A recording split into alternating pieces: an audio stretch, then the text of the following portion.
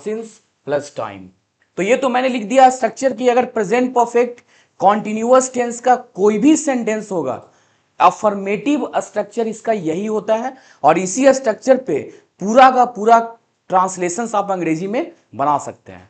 सबसे बड़ा सवाल कि फॉर का यूज कहां करेंगे, सिंस का यूज कहां करेंगे, ये तो सभी को पता होगा। सब्जेक्ट, सब्जेक्ट कहां यूज करते हैं। अब देखो हैव और हैज, हैव और हैज का यूज कहां करेंगे ये जान लो। हैव जो है ना आई के साथ, वी के साथ, यू के साथ, दे के साथ, प्लूरल नाउन के साथ लगता है। हैज का यूज कहां करेंगे, सी के साथ, ही के साथ, इट के साथ, नेम के साथ, सिंगुलर नाउन के साथ।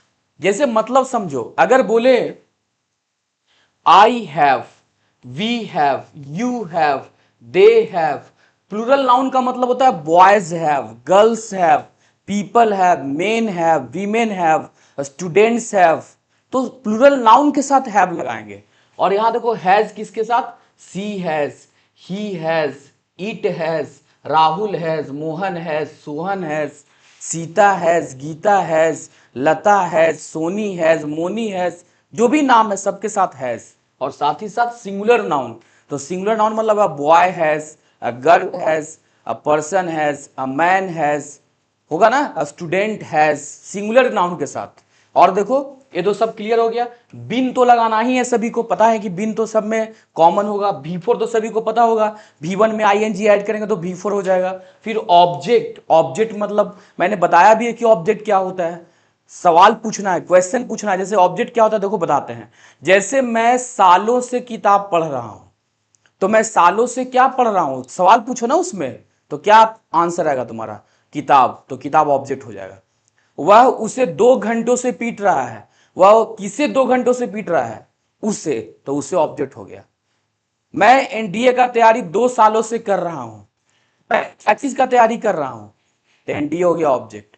तो सवाल पूछ करके ऑब्जेक्ट निकालना बहुत आसान हो जाता है। तो ऑब्जेक्ट सभी को समझ में आ गया। अब देखो फॉर सिंस, फॉर सिंस भी दिया हुआ कि फॉर किसके साथ लगेगा, फॉर लिखा हुआ ना, फॉर किसके साथ लगेगा, इंडेफिनिट टाइम के साथ। तो for 2 hours, for 5 days, for 2 months, for 5 weeks, for years, सालों से अगर रहेगा फॉर ईयर्स, चलो बोलता है ना कि सालों से पढ़ रहा है, तो फॉर ईयर्स बोलेंगे। और सिंस कब लगेगा, since morning, since evening, since 1991, since 2026, since last night, since yesterday, since Monday, since the day after tomorrow, since summer season, since winter season, since February, since March, since Elizabethan time, since 7 o'clock, सुबह 7 बजे से बोलते हो ना, since 7 o'clock, तो यहां पे since का यूज करेंगे।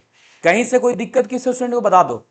तो पूरा फॉर्मेट मैंने समझा दिया कि प्रेजेंट परफेक्ट कॉन्टिन्यूअस टेंस का। अब देखो कितना अच्छा सा सेंटेंस, भर भर के प्रैक्टिस अभी करवाएंगे इसके पूरे ट्रांसलेशंस को। चलो रेडी हो सारे लोग, एक ट्रांसलेशन लिखो, अभी बताते हैं। अभी मैं 1991 से अंग्रेजी पढ़ा रहा हूं, तो स्ट्रक्चर क्या है, सबसे पहले सब्जेक्ट, तो सब्जेक्ट में क्या हो जाएगा, आई। यस नो एवरीबॉडी, आई के साथ क्या करना है, हैव और हैज, क्या लगेगा, तो आई हैव, तो आई हैव हो जाएगा।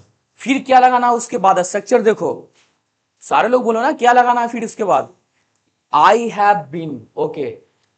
उसके बाद V4 पढ़ाना, वर्ब क्या है इसमें, पढ़ाना, तो टीच का V4 क्या होगा, teaching, I have been teaching. और उसके बाद ऑब्जेक्ट, ऑब्जेक्ट लिखने के लिए मैंने सवाल पूछने के लिए बोला है, क्या पढ़ा रहा हूं मैं 1991 से, तो इंग्लिश में देखो कोई लड़का स्मॉल में मत लिखना, इंग्लिश, इंग्लिश कैपिटल लेटर से होगा, याद रखना। इंग्लिश एक प्रॉपर नाउन है, सब्जेक्ट का नाम को ना हमेशा कैपिटल में लिखना है। कुछ महान लोग ऐसे इंग्लिश लिखता है, देखो ऐसे, तो this is not correct format, ये सही नहीं है।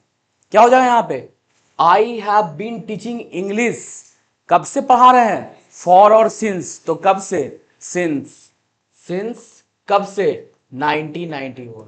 कितना आसान है ना, बन गया।